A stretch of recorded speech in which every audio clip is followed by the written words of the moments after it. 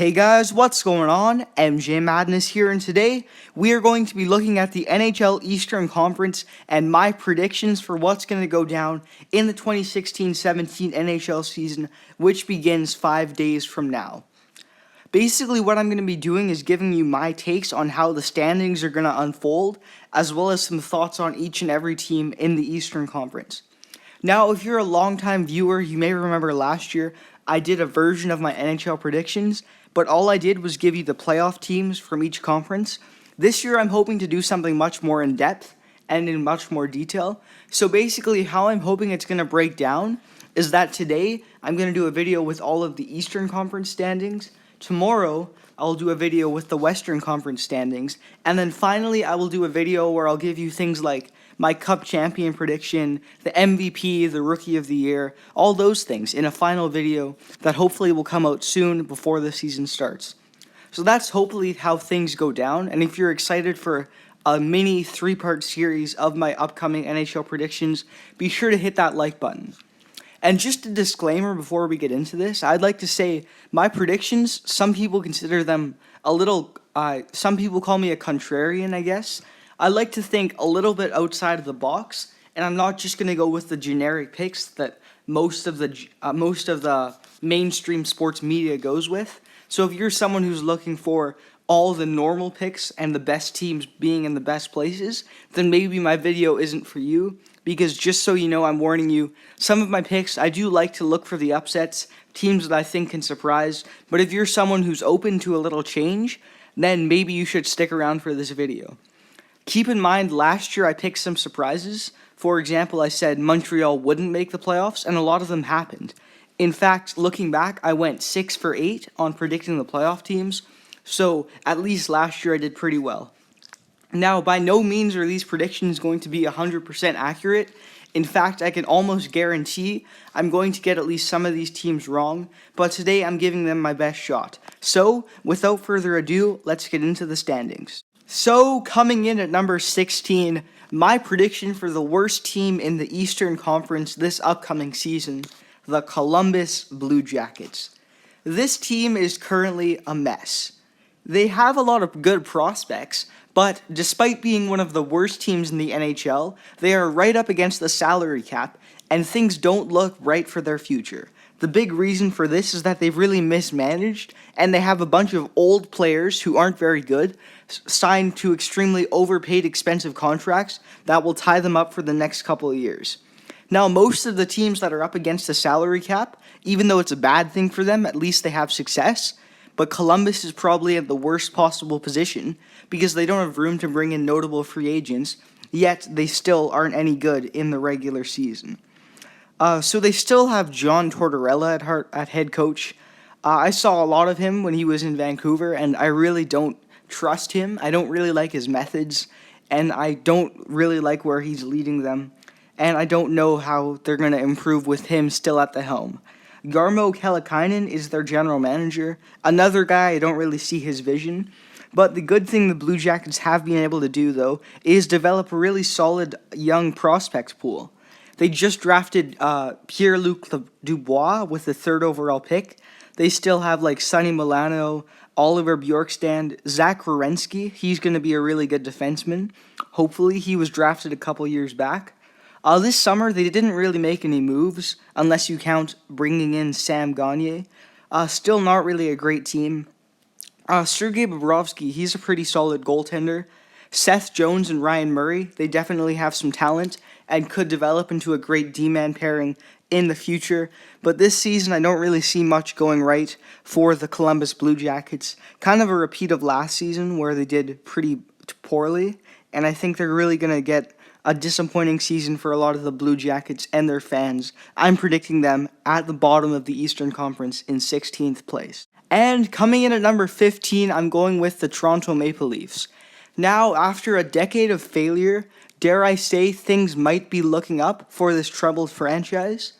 They finally look to be heading on the right direction, and while I don't believe they'll take a big step forward this season, definitely in a couple years they'll be a team to watch out for contending for the playoffs. This is because they look to be making the right moves, finally developing the young core the right way, drafting, making smart decisions, managing their money, and they look to be a team on the rise. Mike Babcock is still probably the best NHL head coach right now. Lou Lamoriello looks to be making some smart decisions at the general manager position, and they made some really good moves this offseason that further strengthened their case as a team that's going to be really improving in the years to come. They finally got that number one goaltender they needed in bringing in Frederik Andersen from the Anaheim Ducks, but possibly the biggest move they've had in a long while, they drafted Auston Matthews first overall in the past NHL draft. Auston Matthews is an absolute stud. I watched him play in junior a lot with the U.S. National Development Team, and I think he compares a lot to Jamie Benn of the Dallas Stars. If he develops like he's supposed to be, this guy is going to be an NHL superstar, and he'll definitely contend for the Rookie of the Year trophy this year, and I assume he's a favorite. The Leafs finally have that true number one superstar, and if he continues to progress, I really think he can be the guy that will lead them to a lot of success in the future. Not only that, they have a really solid prospect pipeline that they can build around Auston Matthews, because while they've been terrible for many years, they've been able to use that terribleness to develop and draft really highly sought-out prospects. William Nylander looks to be really good. Mitch Marner as well was drafted last year. Even like Connor Brown might turn into something. And I think definitely with that new goaltending tandem, some new prospects, and then they still have people like Morgan Riley, James Van Riemsdyk, Nazem Kadri, Jake Gardiner. The Maple Leafs will improve. They're not going to be great, but I don't think they're going to be as bad as last season, and they definitely look to be a team on the ups. And coming in at number 14, perhaps my first controversial decision, I'm going with the Ottawa Senators. Now, a lot of people think the Senators are going to be a bubble team, maybe contending for a playoff spot, but I think they'll be much worse than that. After surprisingly making the playoffs 2 years ago, they took a massive step back last season, and I think things are going to get even worse this year.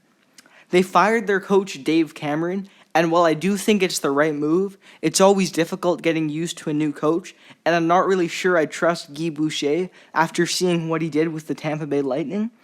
They also made a couple trades. They got rid of Mika Zibanejad, who is a definitely solid player, for the much older, much more physical Derek Brassard.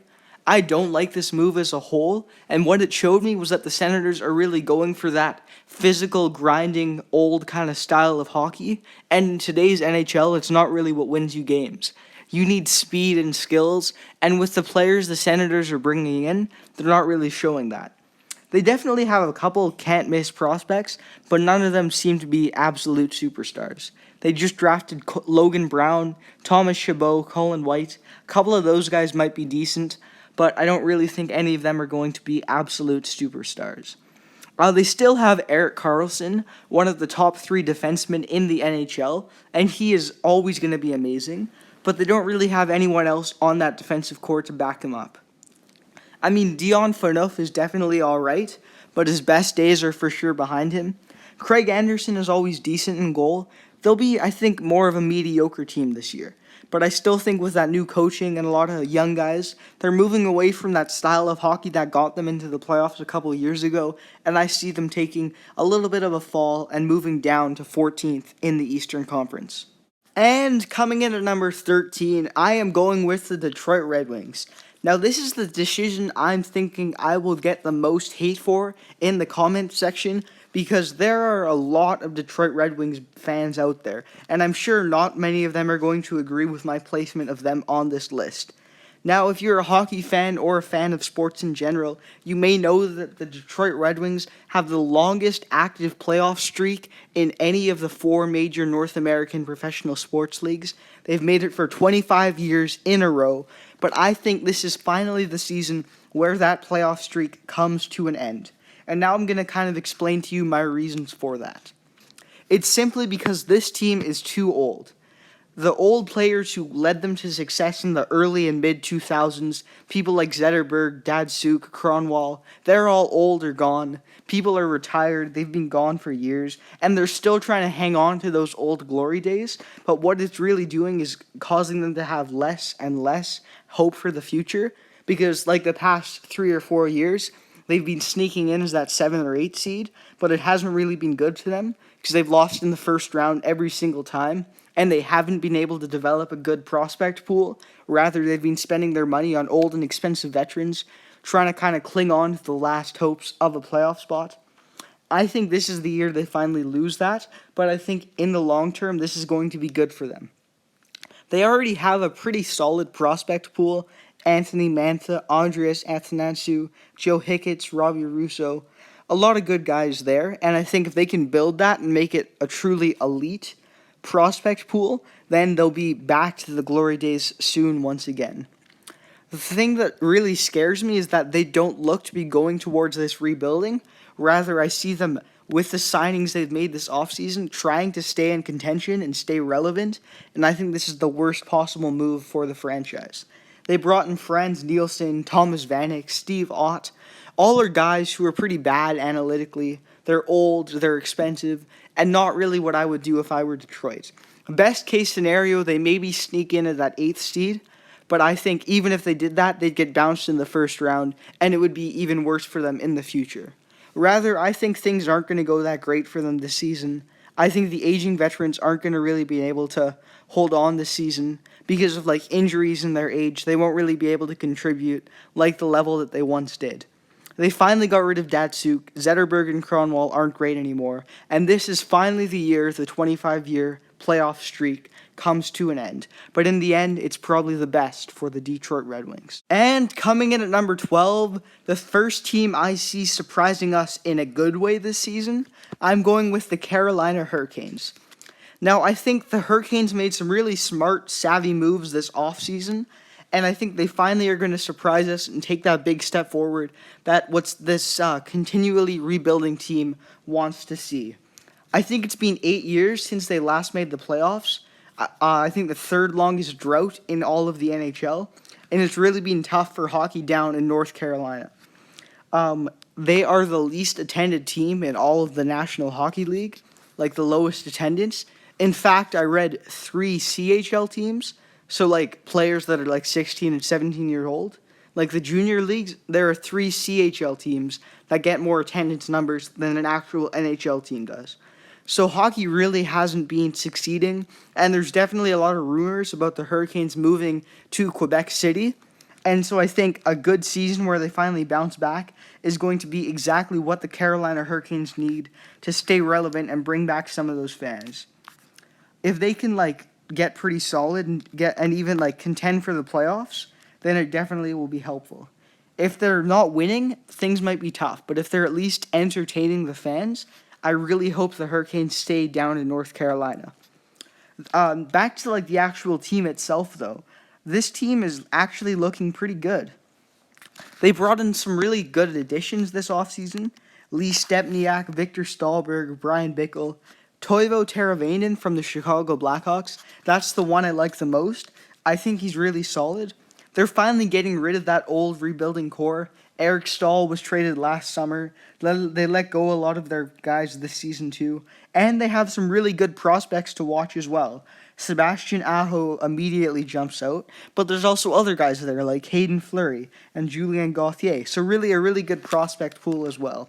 This team is another one heading in the right direction, and I almost was thinking about putting them in an actual playoff spot if not for their goaltending. Cam Ward is one of the worst goalies in the NHL, and yet he still continues to be started and put out by the Carolina Hurricanes. In fact, they just signed him to a new contract. I think if they finally got rid of him, let Eddie Lack take the reins, then with a bit of luck, the best case scenario could be a playoff spot. But unfortunately, I think their goaltending is what holds them back from taking that next step. However, with their new prospects and good free agent signings, I see them moving forward all the way up to 12th place. And then who knows, maybe next year they'll finally be on that bubble to make the playoffs. And at number 11, I'm going with the New York Islanders. Now, this is the second team I see who made the playoffs last year that's going to fall out this year, after the Detroit Red Wings, of course, because I don't like the direction this team is going. Let's just say they've made some very questionable moves this offseason, and I think they're definitely going to regress this season. Garth Snow doesn't really seem to know what he's doing as general manager. I don't trust Jack Capuano at head coach, and even with John Tavares being one of the best players in the NHL, I think the rest of the team is really going to take a step back aside from him, and they're going to fall out of that playoff picture and go back to the days where they were at the NHL's basement a couple years ago. They made some pretty strange moves this offseason. People like Andrew Ladd, P.A. Parento, Jason Chimera, Dennis Seidenberg, and there's kind of a trend that these are all old players whose best days are behind them that the Islanders seem to overpay a lot. Not only that, they lost some of their leading scorers, Kyle Okposo and Franz Nielsen, as well as Matt Martin and Brian Straight, another two solid players, and I think that's going to hurt them this season as well. Josh Hosang, he's probably their biggest prospect. I guess they also have like Matt Barzell, maybe Ryan Pulock as well. But it's really not a great prospect pool, and I don't really like how things are heading with the New York Islanders. They really have some older additions, as I said before, so that I think are going to backfire. And we'll see if some of their young forwards like Nelson and Strome can step up. They also have that three-headed goaltending monster in net, which kind of worries me a lot, and I think it's going to hurt them this season. I think the Islanders missed the playoffs in a tight Metropolitan Division race, and we're finally going to get some tough questions coming up about John Tavares and whether or not he moves to another team in free agency when his contract expires next year. Overall, I'm not predicting a great year for the New York Islanders. And at number 10, I'm going with the Boston Bruins. Now, all I gotta say is face it, Bruins fans. The best days of your Boston Bruins team are behind them. After a Stanley Cup win in 2010 and making it to the Stanley Cup Finals and being a perennial playoff contender, they finally fell out of the picture last year, and I think things are going to go even worse this season. Despite Claude Julien being one of the best head coaches in all of the NHL, the management is still thinking about firing him, despite him doing the best job he could with the group of players he has. I think Don Sweeney is really making a mistake in the way he's managing this roster, and it really started with that Dougie Hamilton trade last year that saw me kind of raise questions about what he's doing, but the moves he make don't really inspire confidence for me, and I'm sure for Bruins fans out there. They've lost a lot of good players this year. Louis Eriksson's gone. The only remains of that terrible Tyler Seguin trade a couple years back. Dennis Seidenberg's out, Chris Kelly, and they've changed their coaching structure up a bit, and you got to think Claude Julien's on that hot seat as well. Their big free agent addition, David Backes, isn't what he used to be, and I don't really like what they're doing with that. They got a couple prospects up there, Frank Vetrano, Colin Miller. You know, there's a few in the pipeline, but I think it's going to be another disappointing season for the Boston Bruins. Tuukka Rask is still an amazing goalie, and they definitely have some talent with Patrice Bergeron and Brad Marchand being some of the better players in the NHL, but the depth isn't there, the management isn't making the right moves, and I see another disappointing season where they just missed the playoffs once again. And at number 9, the team that's just going to miss the playoffs by one spot, I am going with the Buffalo Sabres. Now, for the Sabres, just missing the playoffs would be seen as a great thing for them. Not because they just missed the playoffs, but because it would be a huge improvement from last year. This is probably a surprise pick for a lot of you, considering they were last in the league just 2 seasons ago, but I think this is finally the year where they take that step forward to becoming a bubble team, and then in a year or two, again in the future, they'll finally be a team that will be contending for the Cup. And I really believe that because they have one of the best prospect pools in the NHL, and I really like how management and coaching is running the show as well. Dan Bylsma seems really solid. Tim Murray is making great moves, and they further solidified that by having a really great free agency. They brought in Kyle Okposo, who definitely can be really good at secondary scoring, and they drafted some good prospects as well, Alexander Nylander being the biggest one of them. And then they just have that roster of young guns. Sam Reinhart, Ryan O'Reilly, Evander Kane, Jake McCabe, and Jack Eichel, he being the guy who may become another absolute NHL superstar, the former second overall pick just last season. They have Matt Molson and Tyler Ennis, who really underachieved last year, but they definitely could maybe make an improvement this year. Robin Lehner is definitely a very good goalie. Number one defenseman Rasmus Ristolainen's looking really great, and I think the Sabres will be really close to propelling them almost into their first playoff berth since 2011. These young players are going to take that next step forward. Their veterans are going to stay healthy all year, and I think it's really going to be a team that on the rise. In fact, I would have had them all the way up in the playoffs if not for another surprise team one spot ahead of them. And the surprise team that I predict will shock the entire NHL by making the playoffs, the New Jersey Devils.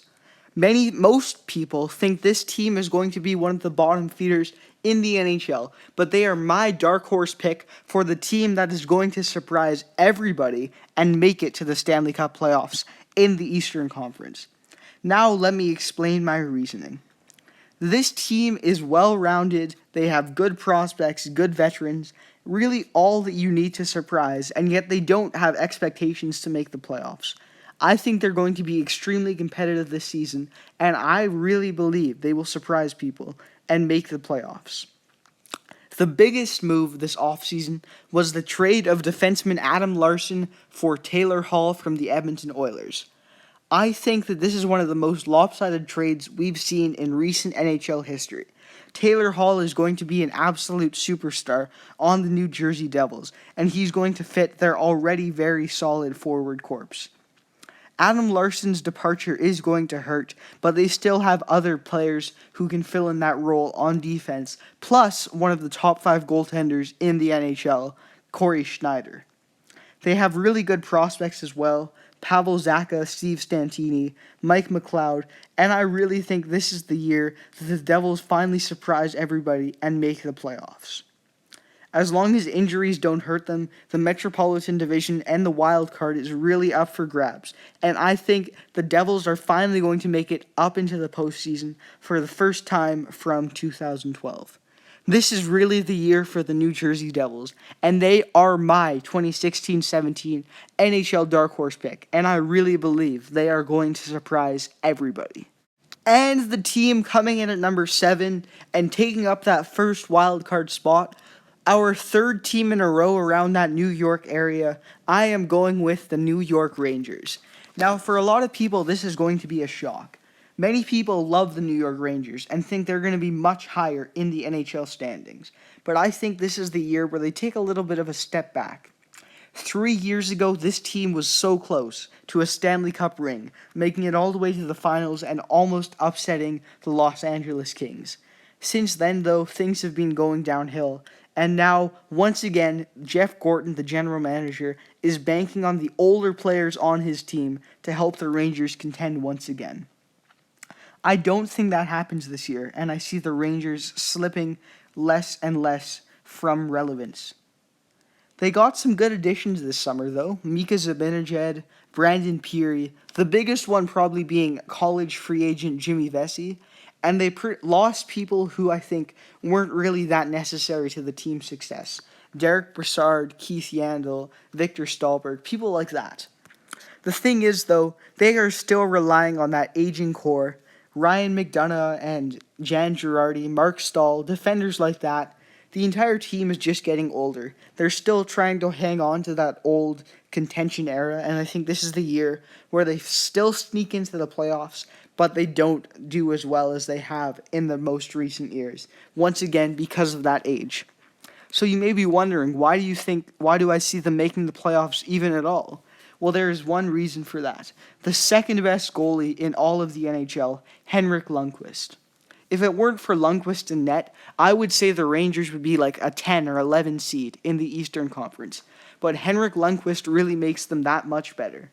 He is going to put the team on his back once again and truly become, once again, a number 1 goaltender and, in my opinion at least, the second best goaltender in the NHL. He is absolutely amazing. He looked great at the World Cup, and as long as he can keep that level of play going, even with the rest of the Rangers probably regressing with age, he will keep them in playoff contention, and I see them firmly cemented in that first wildcard spot at number 7. And number 6, I'm going with the Philadelphia Flyers.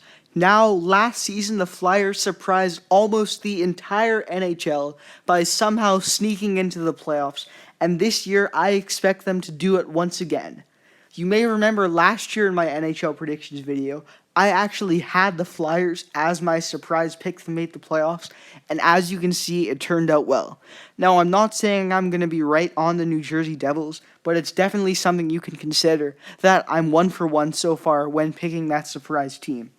Anyway, back to Philadelphia, though. This team is a really solid team, well-rounded. They got some depth, young prospects, but also some wily and strong veterans.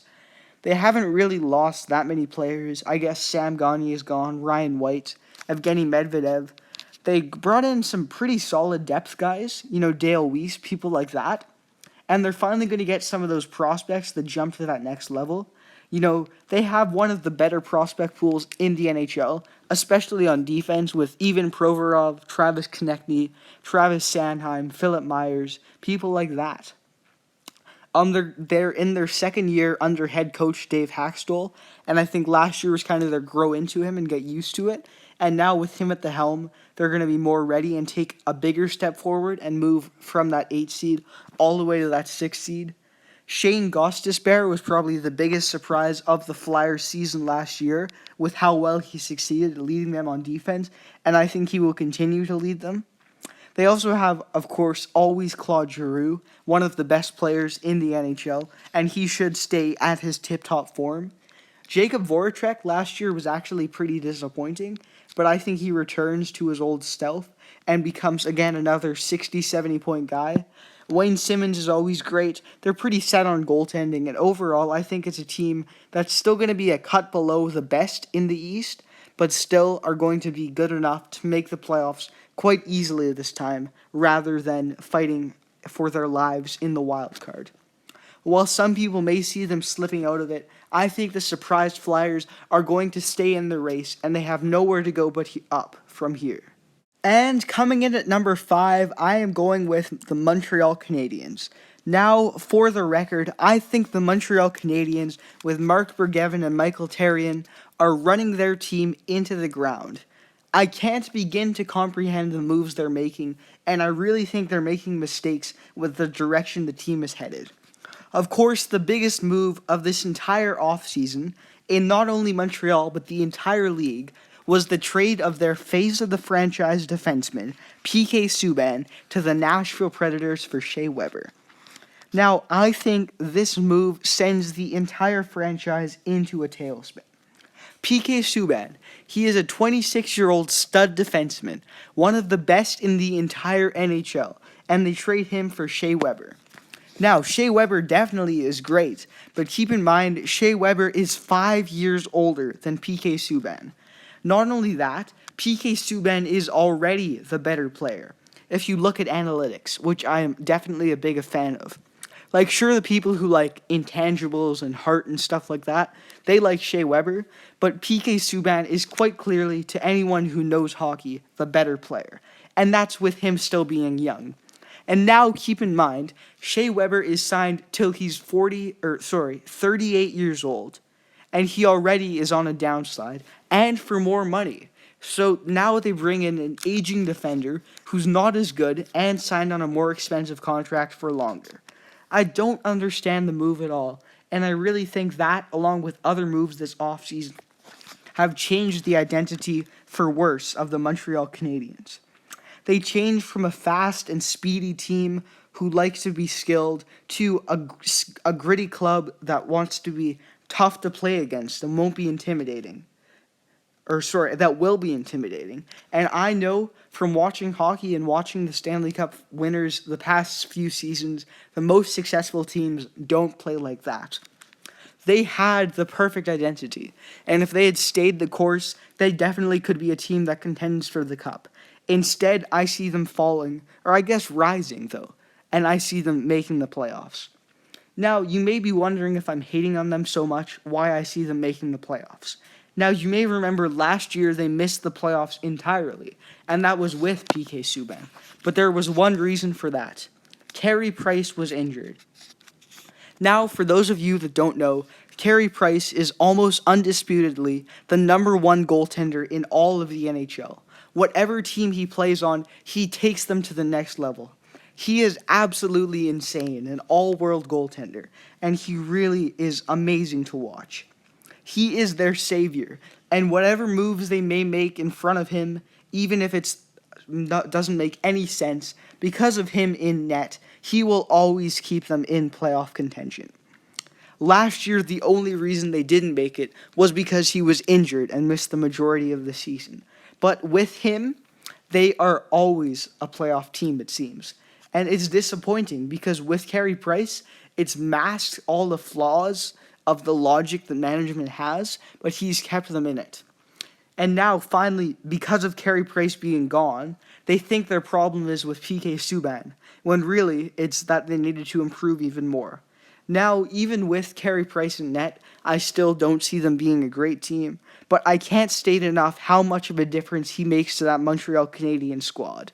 If he can stay healthy, and I believe he will, he makes them a playoff team by himself. That is how good he is.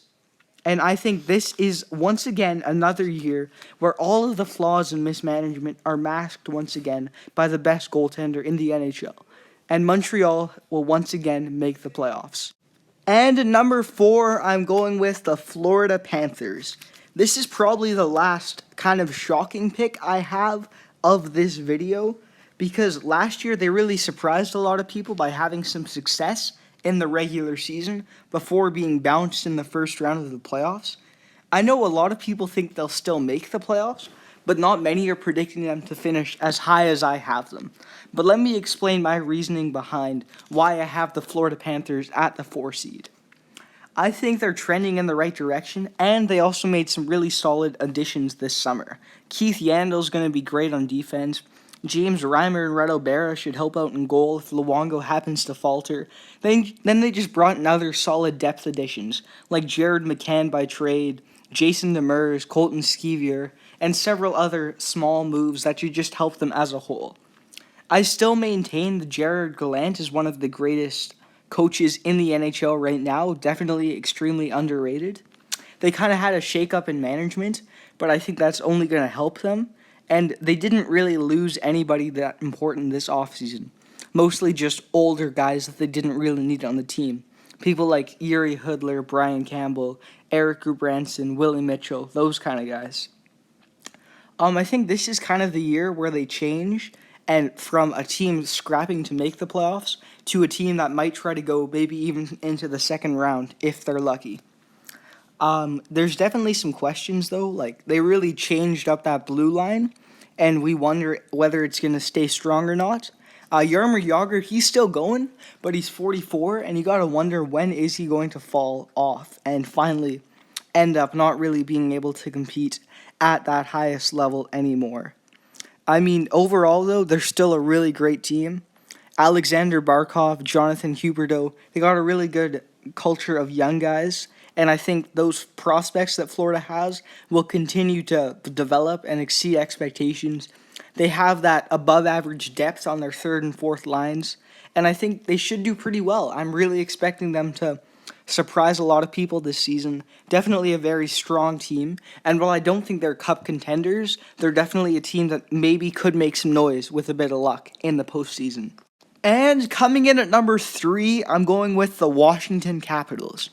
Now, just so you know, the next 3 teams, I think any of these 3 definitely have a shot to be contending for the Stanley Cup this season. I think definitely it could happen. Maybe some dark horse team from the other teams I've mentioned maybe gets a win, gets lucky, and makes it to the final. But I'm pretty sure the next 3, Washington plus number 2 and number 1 on my list, are the only really serious contenders that I definitely think have the best shot at winning the cup. But now let's discuss what's going on in Washington, because they've definitely had their fair share of success in the regular season, but haven't really been able to translate that yet into the playoffs. Last year, they had 120 points, won the President's Trophy, best record in the entire NHL, and then they were bounced in round 2 of the playoffs. So what happened? What went wrong? Well, I think Washington's realized this, and so has many people watching them, that They really go all out in the regular season, putting all that effort in to get that really high seed. And then it seems things kind of fall apart in the playoffs. Like, they're tired, they come in injured and hurt, and then in the end, they don't have the depth to sustain that level of play because they've been worn out from 82 games of going hard to be the best team in the league. And I think if they went and adopted something like the Chicago model, for those of you who don't know, Chicago's won 3 Stanley Cups in the past 6 years, but in the regular season, they've only been like a 5th seed or a 6th seed. Because what that does is it saves their players' energy, and then they can go all out in the playoffs. So from listening to the Capitals management, reading some interviews and stuff, it seems like that's their model this year. And I really think that's the way to go for them. Keep their superstars like Ovechkin, one of the best players in the league, by the way, and then like Kuznetsov, Braden Holtby. Keep them rested and ready for the playoffs so they can take that next step and do kind of what the Blackhawks and the Kings have done with those old dynasties of like the early 2010s. And so I think that's what's going to happen. I think the Capitals are going to regress in a way, but then I think by doing that, they establish themselves as a team that really has a shot at a cup contender. They didn't really make too many moves this offseason. I guess they made a couple trades, brought in like Lars Eller, Brett Connolly. Good depth moves, just making that team even better and even more strong. They have like 4 really solid lines. Barry Trotz is a great coach. Couple good prospects, Madison Bowie, Jacob Vrana. And I think this is another season where they just want to be making the playoffs. No, not making the playoffs, but actually having success in the playoffs and making it past that second round for the first time in a long, long while. I think it's definitely possible. If Braden Holtby can replicate his success of the Vezina winning season that he had last year, if Ovechkin can stand on his head and play like the talent that he has, if Kuznetsov and those other guys, Nicholas Backstrom, can step up, then I definitely think the Capitals will have a shot at winning the Stanley Cup. I think they have the goaltending to do it, solid defense, and amazing offense, and if things go right, they will definitely be a team that is in there to win it at the end of the year. And coming in at number 2, I am going with the Pittsburgh Penguins, the reigning Stanley Cup champions. Now, last year, everything went right for the Penguins. They got that new coach, Mike Sullivan, who gelled with everybody. They brought in great depth guys. Phil Kessel fit well. They developed 3 really solid scoring lines, and they were able to win the Stanley Cup and really prove that Sidney Crosby is definitely, at least in my opinion, the best player in the NHL right now.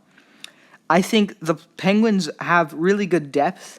They didn't really make too many moves this offseason. It's basically the same team, which for them is a good thing because that same team just won the Stanley Cup. And I think definitely there's some heightened expectations going into this season considering they're off a cup win, but I think the team that they have in Pittsburgh definitely has the talent to do so.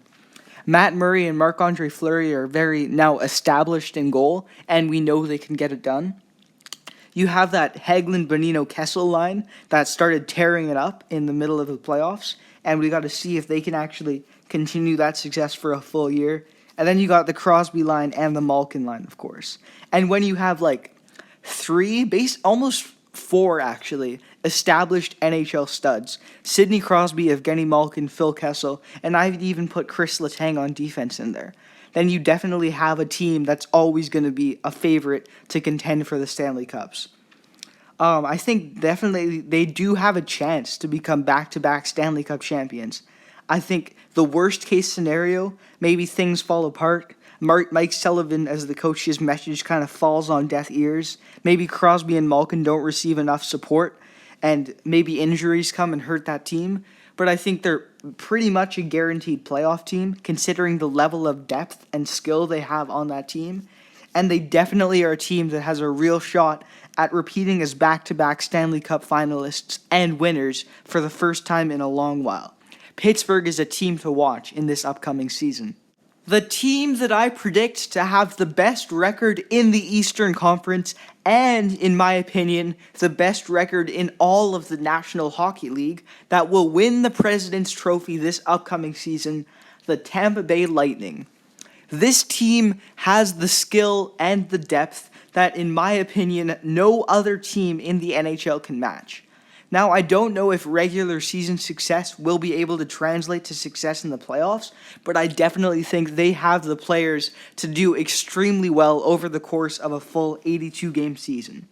They didn't make too many moves this offseason, and I think that for them, that's for the best. They made it all the way to the Eastern Conference Finals before losing to Pittsburgh, and I think this year it's going to be them, Pittsburgh, and maybe Washington as well, being the three teams that will be fighting for that spot in the Stanley Cup Finals out of the Eastern Conference. Again, not too many moves, a couple depth transactions, and I think, again, that's for the best. They were Stanley Cup finalists, barely losing a couple years ago, and now I think they definitely have a very good chance of repeating because they have the best, in my opinion, scoring forward lines in all of the NHL. Steven Stamkos is one of the 10 best players in the NHL. Tyler Johnson, Nikita Kucherov, and Andre Palat all are really great weapons. Ryan Callahan is a great veteran. Victor Hedman is one of the most underrated and solid defensemen in the game. And Ben Bishop, as always, is one of the best goaltenders in the NHL that you can count on to hold you down from the back line. They have all the skill everywhere, and I think they are going to be the team that's going to rise above everybody else in the Eastern Conference and definitely be a team that's going to contend for the Stanley Cup this upcoming season.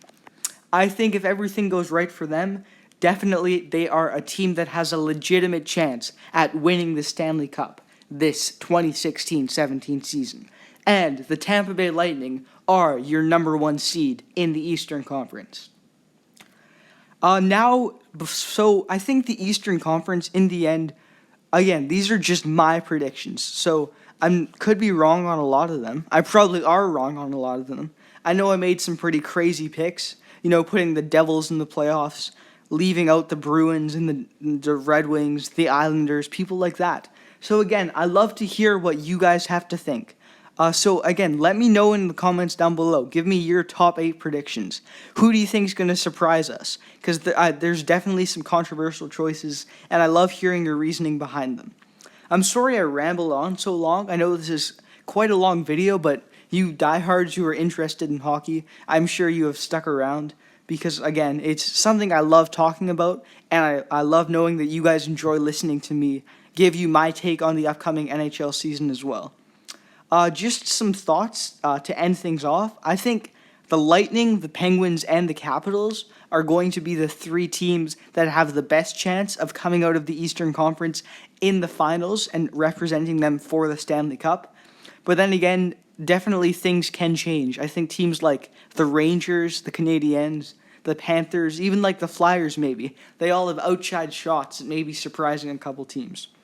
And there's a lot of teams on that playoff bubble as well. So if I left your favorite team out, I can be convinced. So just let me know your reasoning in the comments down below.